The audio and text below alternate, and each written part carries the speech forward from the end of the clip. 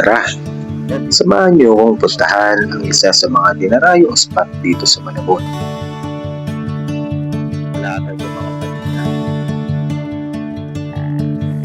Ang Malabon Mega Dive.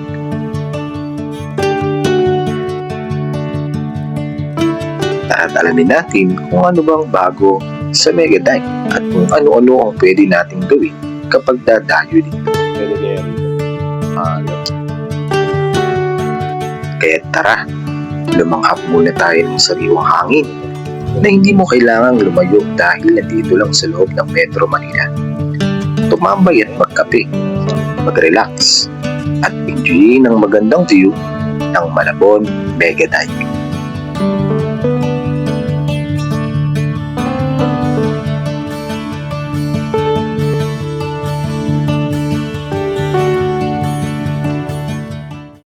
Yo, what's up mga buddy? Kamusta ang buhay-buhay? Tagal natin wala, no? Meron tayo ngayon pupuntahan dito lang sa Malabon, malapit lang sa amin. Gusto ko lang magpahangin at manood ng sunset, no, mga buddy. Lagi kasi tayong puyat eh. Plano ko ngayon pumunta sa Dampalit Mega Dive. Malapit lang na din dito sa amin yun. Kaya, ayan, nakatsinelas lang ako. Kasi meron din tayo ng tropa na nagtitinda ng kape. Kung nagdoon siya, di pa kasi siya nagre-reply. Kung nagdoon siya, di doon tayo tambay.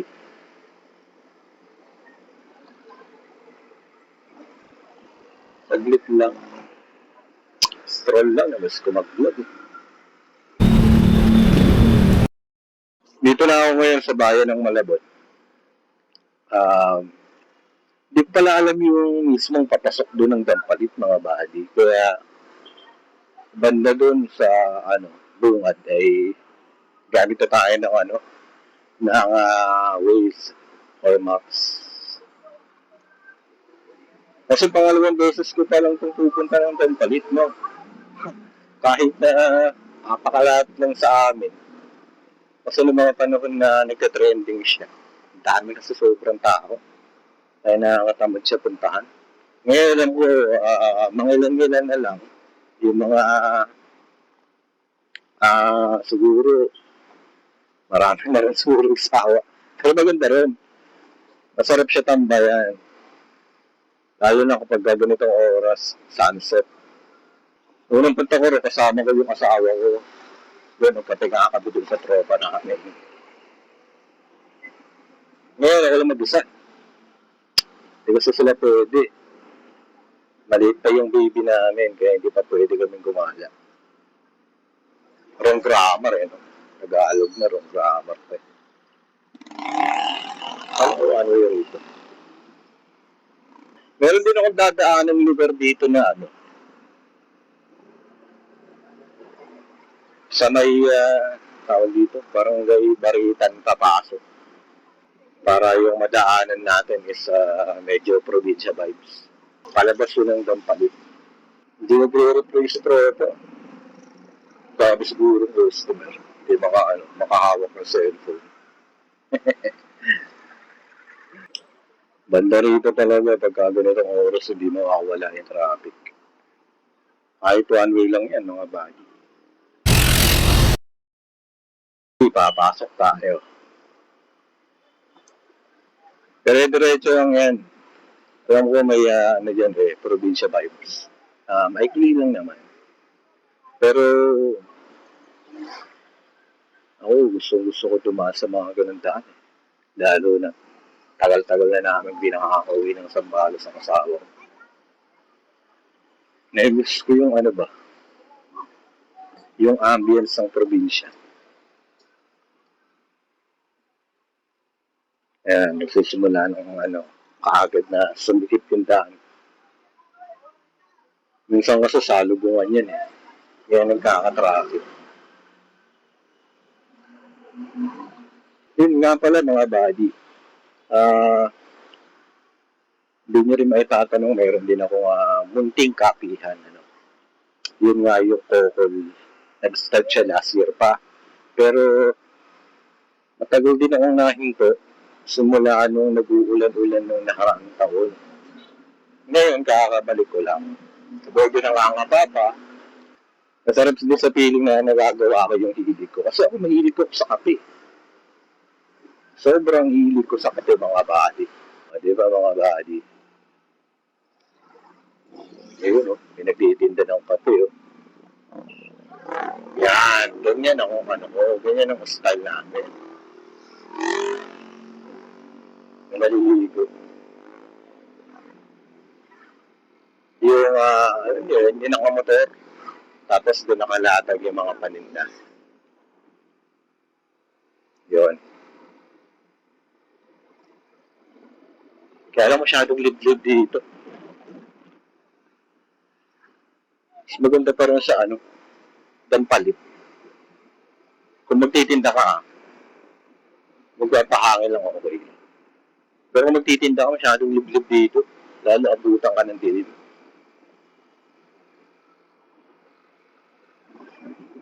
Ako kasi mga buddy, nagtitinda ako. Nakapwesto ako sa C4 Bridge. Alam na mga taga-Nabotas at Malabon yan kung saan yan. Papakita ko na lang sa inyo mga picture. Ayan, tingnan nyo yan. Yan. So, basically mga buddy, illegal ako dyan. Illegal ako dyan.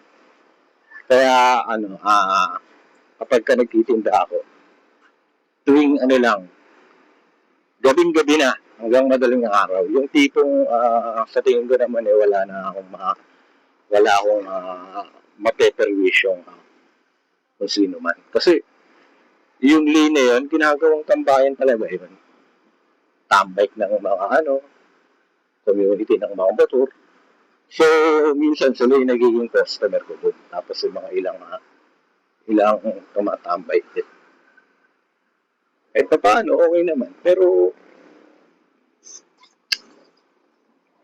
yun nga, illegal. Wala akong binabayaran pwesto. Kaya gusto ko rin sana na makahanap ng pwesto na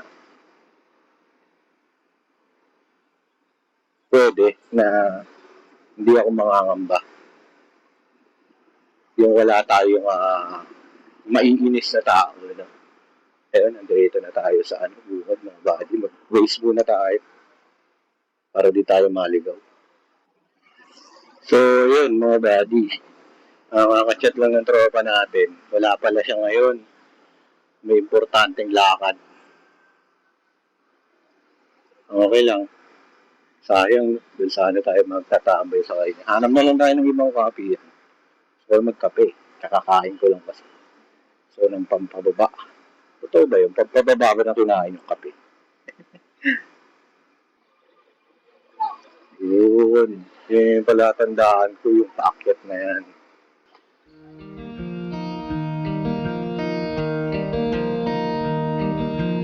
Nandun yung area ng mga nagtitinda sa bandang dulo.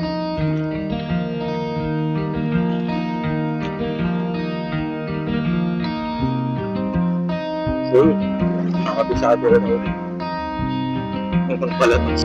So yun mga buddy, sa mga hindi nakakaalam, ito ang Megadite. Meron pa bang hindi nakakaalam yan?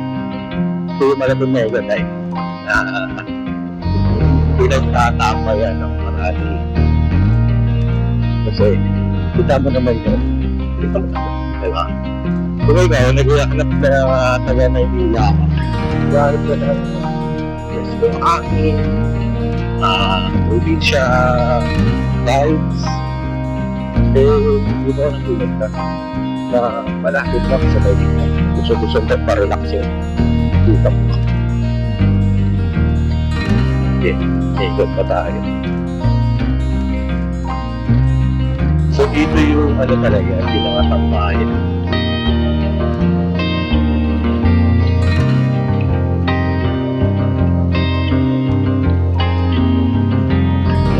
Tara kape.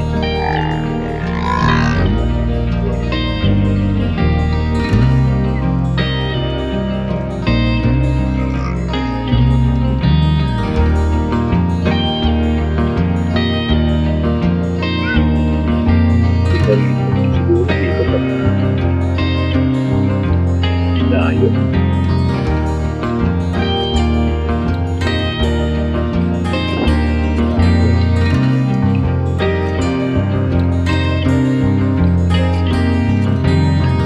Pwede ba yan?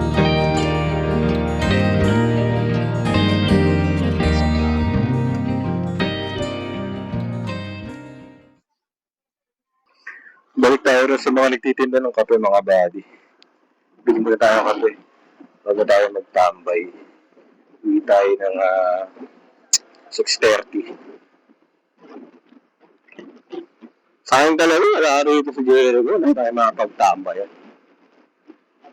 Minsan lang pupunta. Tingin tayo rito. Tatlo lang naman pala yung nagtitinda ng kape.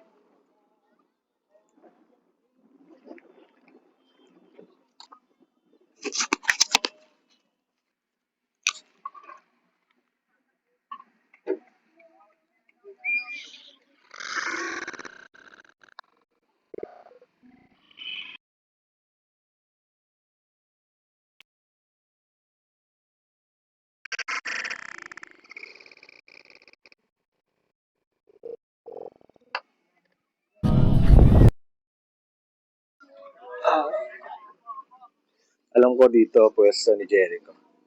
Pineto. Pick up.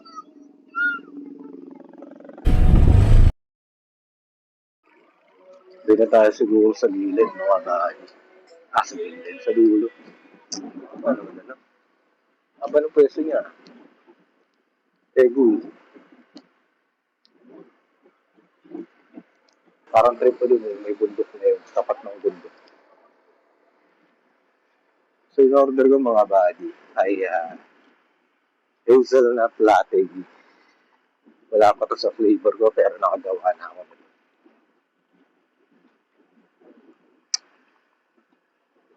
Pinaplano ko pa lang siyang itagdag kasama nung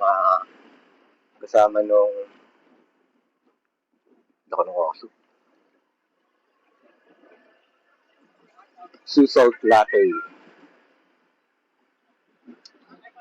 So, yung walang tao para makapag-build tayo ng maayos. Ano ko inverter. Inverter. Aircon yun. Siguro dito na tayo.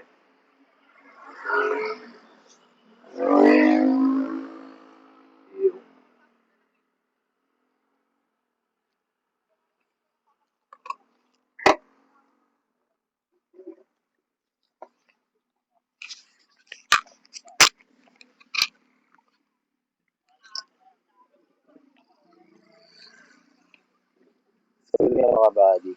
So, nakikita akong downside lang dito kapag dito ka nagtinda. So, stroke. Madilim.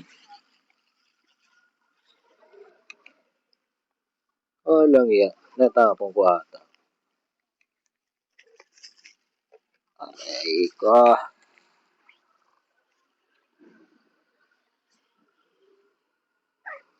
Bobo.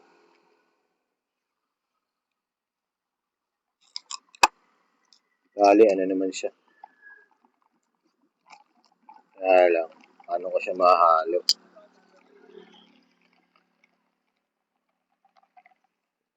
Pangalan nito, 24/7.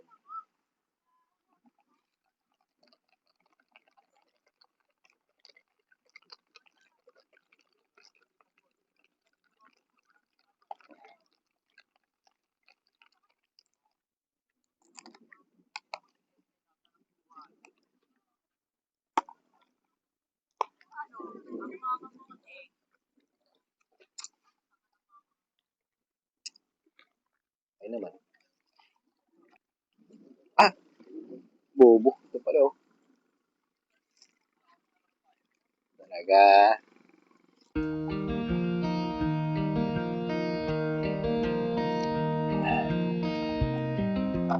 Ganun ata talaga, no? Bokol pa rin mga buddy. Habang nagmamature tayo, mas gusto natin yung tahimik lang. Yun bang malayo sa gulo o ingay.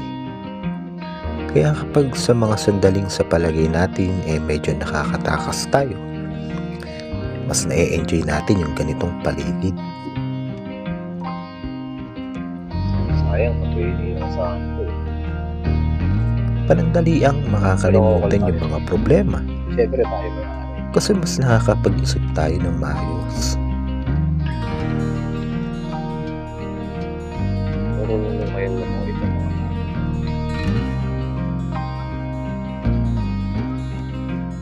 ay, nahulog kayo dyan. Kaya laban lang par. Kapag mabigat na, i-relax mo lang. Pahinga ka. Pahangin ka. Gusto lang natin pang kaminalim at sulit na. Ikape mo lang.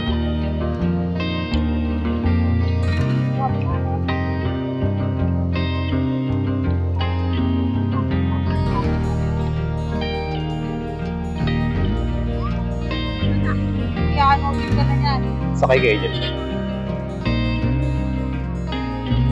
Ano yung tayo pampasal? Pampasal yan.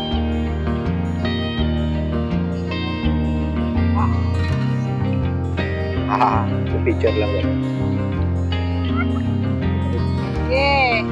Pa. May crocodile ata dyan.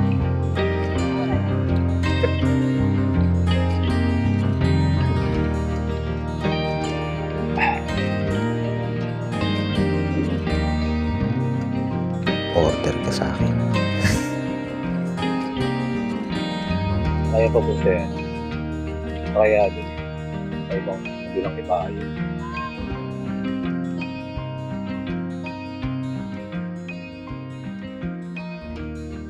Ganda ng buwan. Ganda ng buwan, man. Yeah.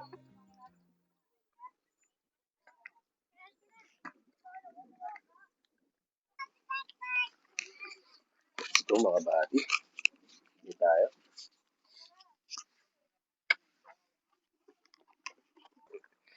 Pero dali natin yung basura natin. Alright, paalam. Isang palit na. Ayun.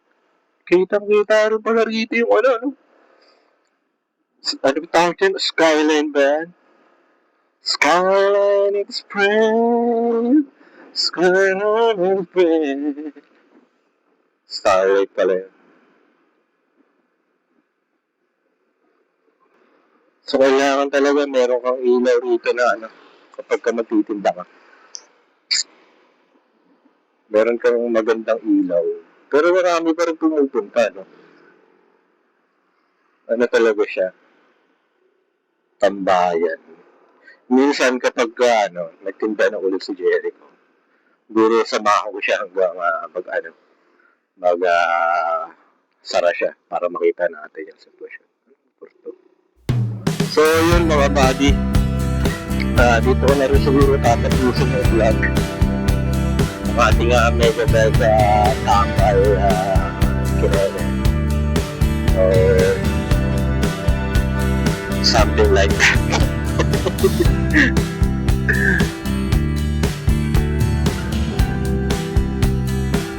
Nagtawag sa title na ito. Title ko sa tambay at kapehinira. Para sa'yo, parang pwede. Ano yan, tawag doon. Pabalis din yung sa motor, masapon doon kapag ka nagtitigil na tayo.